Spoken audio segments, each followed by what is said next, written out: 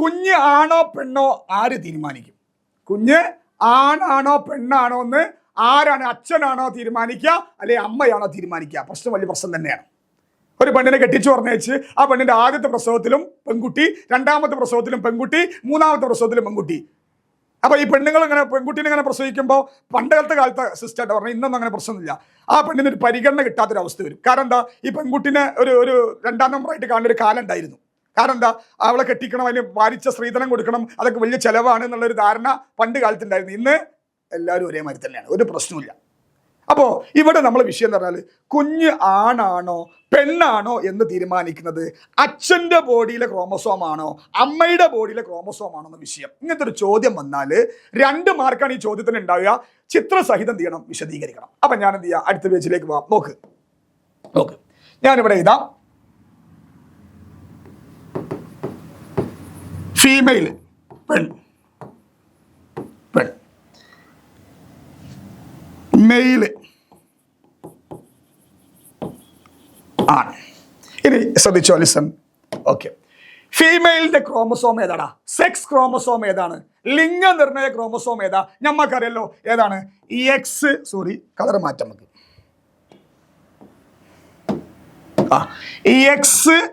X അല്ലേ? ഇനി ആണിന്റെ ലിംഗനിർണയ ക്രോമസോം ഏതാണ്? X Y. സംശയമൊന്നുമില്ല. ഇനി ശ്രദ്ധിച്ചോ, ഞാൻ ഇങ്ങനെ ഒരു ടേബിൾ ആക്കി ഇതിനെ. Yes, okay. ഈ ടേബിൾ ശ്രദ്ധിച്ചോ. ഇപ്പോ ആദ്യത്തെ ഇവിടെ 4 കുട്ടികൾ ഉണ്ടാകാൻ പോവാണ്. 1, 2, 3, 4 കുട്ടികൾ ഉണ്ടാകാൻ പോവാ. അപ്പോ അച്ഛന്റെ ക്രോമസോമും അമ്മയുടെ ക്രോമസോമും തമ്മിൽ കൂടി ചേർത്തിട്ടാണ് പുതിയ കുട്ടി ഉണ്ടാകുന്നത്. അപ്പൊ ആദ്യത്തെ പ്രസവമാണ്. ആദ്യം അച്ഛൻ അല്ലെ, അമ്മ ഫീമെയിൽ എക്സ് കൊടുത്തു, എക്സ്. അപ്പോ മെയിലും എന്ത് കൊടുത്തു? എക്സ് കൊടുത്തു. അപ്പൊ കുട്ടി അധികാരം എക്സ് എന്ന് പറഞ്ഞാൽ ആരാ? അത് പെണ്ണാണ്. അപ്പൊ ആദ്യത്തെ പ്രസവത്തിലുള്ള കുട്ടി പെണ്ണ്. ഇനി രണ്ടാമത്തത് പെണ്ണെന്ന് പറയാണ്, ഇന്റെ അടുത്ത് എക്സേ ഉള്ളൂ, എനിക്ക് എക്സേ തരാൻ പറ്റുള്ളൂ എന്ന്. അപ്പൊ എക്സ് കൊടുത്തു, എക്സ്. അപ്പൊ അല്ലെ, ആണെന്ത് ചെയ്തു? എന്നാ ഞാനും കിടക്കട്ടെ ഒരു എക്സ്. യെസ് അല്ലേ? അപ്പൊ 2 കുട്ടി എന്തായി? പെണ്ണായി. ഇനി 3ാമത്തെ പ്രസവമാണ്, ഡെലിവറിയാണ്. അപ്പൊ അവിടെ എന്താ സംഭവിക്കുന്നത്? പെണ്ണ് പറയാണ്, എൻ്റെ അടുത്ത് എന്ത് തരാനേ ഉള്ളൂ? എക്സ് തരാനേ ഉള്ളൂ. എൻ്റെ സെക്സ് അല്ലെ, സെക്സ് ക്രോമസോം എക്സ് ആണ്, അതുകൊണ്ട് എനിക്ക് എക്സേ തരാൻ പറ്റുള്ളൂ, എൻ്റെ അടുത്ത് വൈ ഇല്ല. അങ്ങനെ അതും കൊടുത്തു, എക്സ് കൊടുത്തു. യെസ്. അപ്പോ ആണ് പറയുന്നത് ചേഞ്ച് ആയിക്കോട്ടെ, ഞാൻ ഇതുവരെ എക്സ് അല്ല തന്നത്, ഞാൻ കെടുക്കട്ടെ ഒരു വൈ. അങ്ങനെ വൈ ആണ് കൊടുത്തത്. അപ്പൊ കുട്ടി ഏതാടാ? ആൺകുട്ടിയാണ് അല്ലേ? എക്സ് വൈ ആൺകുട്ടിയാണ്, ആൺകുട്ടി. ശരിയല്ലേ?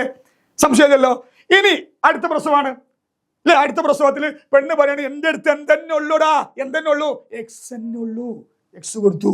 അപ്പൊ ആണ് കൊടുക്കുകയാണ്, വൈ കൊടുത്തു. അപ്പൊ കുട്ടി ഏതാടാ? ആൺകുട്ടിയാണ് അല്ലെ? ആൺകുട്ടി. അപ്പൊ ഇവിടെ നോക്കുകയാണെങ്കിൽ എത്ര പെൺകുട്ടി ഉണ്ടായി? 2. എത്ര ആൺകുട്ടി ഉണ്ടായി? 2. പക്ഷെ ഈ ആൺകുട്ടി ഉണ്ടാവണം തീരുമാനിക്കുന്നത് ആരെ ബോഡിയുടെ ക്രോമസോമാ? സത്യത്തില് ഈ വൈ വന്നോണ്ടല്ലേ? വൈ ആരെടുത്താണുള്ളത്? ആണിന്റെ അടുത്തല്ലേ? അപ്പൊ സത്യത്തില് ഒരു പെണ്ണ് എപ്പോഴും എക്സ് എന്ന് പറയുന്ന ക്രോമസോം മാത്രമേ പ്രൊവൈഡ് ചെയ്യുള്ളൂ. പക്ഷെ ആണ് എക്സ് കൊടുത്താൽ അത് പെൺകുട്ടിയാവും, ആണ് വൈ കൊടുത്താൽ അത് ആൺകുട്ടിയാവും. അപ്പൊ സത്യത്തില് ആരുടെ ബോഡിയുടെ ക്രോമസോമാണ് പെണ്ണ് അല്ലെ അല്ലെങ്കിൽ ആ സ്ത്രീ പെൺകുട്ടിനെ പ്രസവിക്കണോ അല്ലെ ആൺകുട്ടിനെ പ്രസവിക്കണോ തീരുമാനിക്കുന്നത്? ഭർത്താവിന്റെ ബോഡിയിൽ നിന്ന് വരുന്ന അച്ഛന്റെ ബോഡി, ആ കുട്ടിയുടെ അച്ഛന്റെ ബോഡിയിൽ നിന്ന് വരുന്ന ക്രോമസോമാണ് സത്യത്തിൽ കുഞ്ഞ് ആണാണോ പെണ്ണാണോ എന്ന് തീരുമാനിക്കുന്നത്. മനസ്സിലായോ? കുഞ്ഞ് ആണാണോ പെണ്ണാണോ എന്ന് തീരുമാനിക്കുന്നത് ആരുടെ ബോഡിയുടെ ക്രോമസോമാ? അച്ഛന്റെ ബോഡിയുടെ ക്രോമസോമാ. ഏത് ക്രോമസോം? X Y ക്രോമസോമാണ്. ഇതും കൂടെ എഴുതിച്ചാൽ 2 മാർക്ക് ഈസി ആയിട്ട് കിട്ടും.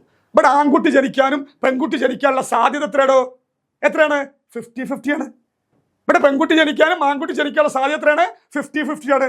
50-50. അപ്പൊ ഞാനും ഇങ്ങനെ ബേജാറായി നിൽക്കണ്ട അല്ലെ? നമുക്ക് കുട്ടി ജനിക്കുമ്പോൾ ഇത് ആൺകുട്ടിയാണോ പെൺകുട്ടിയാണോ നമുക്ക് ഉറപ്പിച്ചൊന്നും പറയാൻ പറ്റൂല. അത് തീരുമാനിക്കുന്നത് അച്ഛന്റെ ബോഡിയുടെ ക്രോമസോമാണ്. അത് നമുക്ക് കാണാനും പറ്റൂല. അതുകൊണ്ട് എപ്പോഴും 50-50 അല്ലെ ചാൻസ് ആണ് ഒരു ആൺകുട്ടിയും പെൺകുട്ടിയും ജനിക്കാനുള്ള സാധ്യത. ഈ ചിത്രം ഇതും വരച്ചു വെച്ചാൽ എത്ര മാർക്കാ?